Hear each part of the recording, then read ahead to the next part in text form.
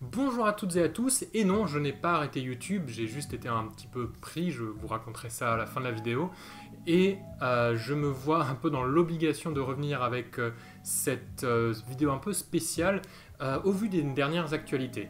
Alors ce qu'il faut savoir, si vous n'avez pas complètement suivi, c'est que donc, la Fédération internationale de natation a décidé d'exclure en fait les nageuses transgenres dans une catégorie alors qu'ils appellent ouverte, qui sera donc pour les personnes qui veulent, entre guillemets, c'est vraiment juste open, mais en vrai, ce sera quasiment uniquement pour les nageuses transgenres et les nageurs ou nageuses non binaires. Mais voilà, ce sera à l'écart des catégories hommes et des catégories femmes. Alors l'histoire derrière, c'est qu'il y a une nageuse universitaire, Lia Thomas, qui est effectivement transgenre et qui a gagné un trophée universitaire un peu plus tôt dans l'année, dans la saison. Et ça a fait vachement parler. Et ça a fait, bien sûr, ça a défrisé complètement tous les réacs et toutes les personnes qui n'y connaissent rien au sujet. Il y a eu un déferlement, bien sûr, d'attaques transphobes, rien que dans les piscines dans lesquelles Lia Thomas nageait, mais aussi, bien sûr, sur les réseaux sociaux et ailleurs sur Internet, dans tous les commentaires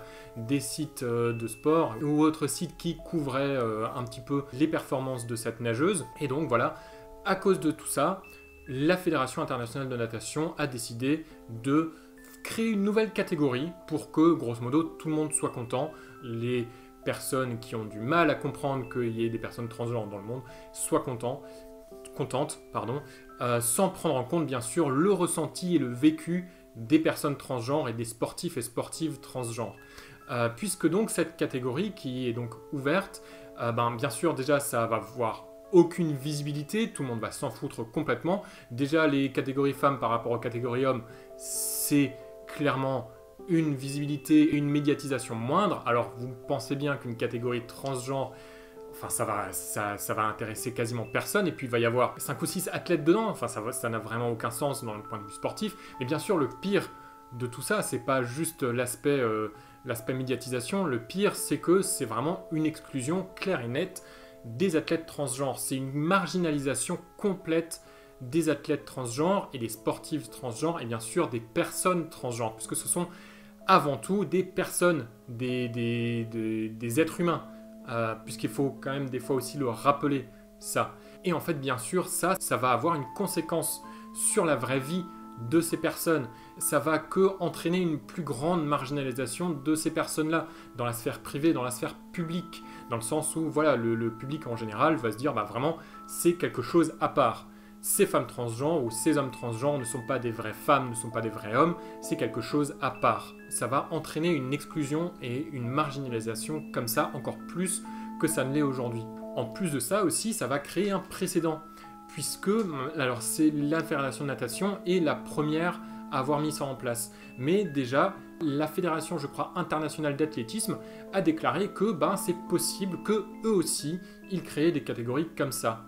Et là, on parle uniquement, surtout des personnes qui sont professionnelles ou qui peuvent passer professionnelles, qui sont un peu dans l'élite, on va dire, de leur sport, mais à chaque fois que ces décisions-là sont prises, ça a forcément aussi un impact sur les personnes qui pratiquent le sport comme hobby, ou juste à un niveau amateur. Des conséquences de difficulté d'accès à des clubs, à des équipes, à pouvoir faire du sport en toute tranquillité, à ne pas être accepté dans leur club, à ne pas être accepté par d'autres clubs, si jamais il y a des matchs, si jamais il y a des compétitions. Et bien sûr, tout ce qui a de conséquences sur la santé mentale de ces personnes également, du fait d'être exclu, encore une fois, d'autres choses, d'un autre aspect de la vie, qui est là le sport, et aussi de ne pas pouvoir justement avoir accès au sport et aux bienfaits que le sport peut avoir.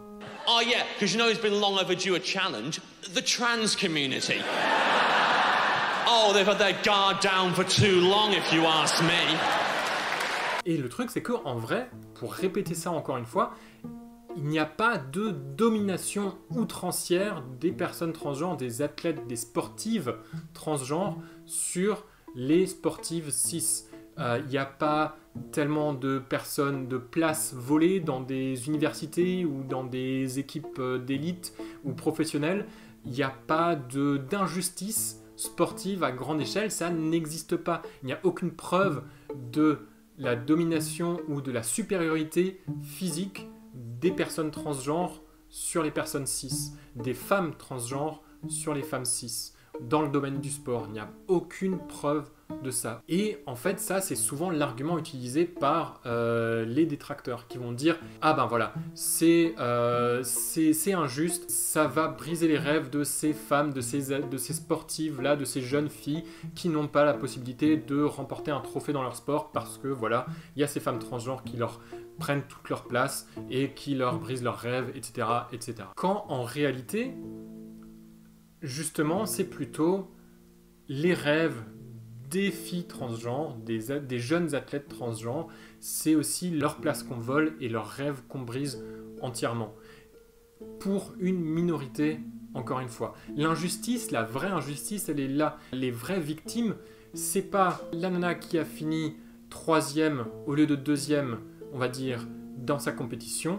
La vraie injustice, c'est la seule sportive transgenre dans son état, puisqu'on va généralement parler des États-Unis, la seule sportive transgenre dans son état qui se prend juste une attaque de tous les réacs et tous les républicains, généralement, de son état, voire même du pays, juste parce qu'elle veut faire du sport comme elle l'entend. S'il y a besoin de le rappeler aussi, il n'y a personne qui va faire de transition, il n'y a personne qui va se déclarer transgenre juste pour pouvoir gagner des trophées dans le sport féminin. Ça n'existe pas, il n'y a jamais eu aucun cas de ça. Les femmes trans sont des femmes, c'est pas des hommes qui se déguisent ou qui profitent d'une situation. Ce sont simplement des femmes. Et donc à partir de là, pourquoi est-ce qu'on les accepte pas simplement dans les catégories féminines et dans les sports féminins? Il y a deux trucs à garder en tête. Les femmes trans, ce sont des femmes, et le droit des personnes transgenres, ce sont des droits humains. Et il faut garder en tête aussi que le sport, ça peut avoir énormément de bienfaits, et c'est pas non plus la fin du monde si une personne transgenre finit première de sa catégorie, de son sport, dans n'importe quel petit truc universitaire ou autre. C'est pas grave. Donc voilà, moi je refais cette vidéo-là 1 an après la grande vidéo que j'avais faite sur Joanna Mann et donc la représentation des personnes transgenres à l'écran et dans le sport. Je me sentais un peu obligé de faire ça pour faire une petite piqûre de rappel et aussi parce que je trouve que je ne vois pas beaucoup de soutien du monde sportif envers les athlètes transgenres et ça c'est très triste. Donc il faut plus se bouger un petit peu le cul, nous en tant que personnes cis, pour soutenir ces athlètes transgenres. Donc voilà, je vous invite, si jamais vous avez plus de questions, je vous invite à re-regarder ou à regarder pour la première fois ma vidéo sur Joanna Mann. Les commentaires sont modérés sur cette vidéo et je vais les modérer sous cette vidéo-là également pour des raisons assez évidentes. Pour les choses un petit peu plus légères, en ce qui me concerne, j'ai dû donc je me suis arrêté de faire un petit peu des vidéos en décembre parce que je me sentais un peu débordé entre le travail que ça me demandait et le travail que mon travail me demandait. Donc j'ai arrêté un petit peu, j'ai repris l'écriture il n'y a pas trop longtemps, j'ai encore un peu de mal en fait à m'y mettre, mais ça va arriver, j'ai encore énormément de vidéos en projet et que j'ai envie de montrer. C'est juste il faut que j'ai le temps et il faut surtout que j'ai la motivation pour le faire, mais ça devrait pas trop tarder, je pense. Ceci étant dit, merci d'avoir suivi cette vidéo et je vous dis à la prochaine et je vous souhaite un très bon été à tous et à toutes. Au revoir.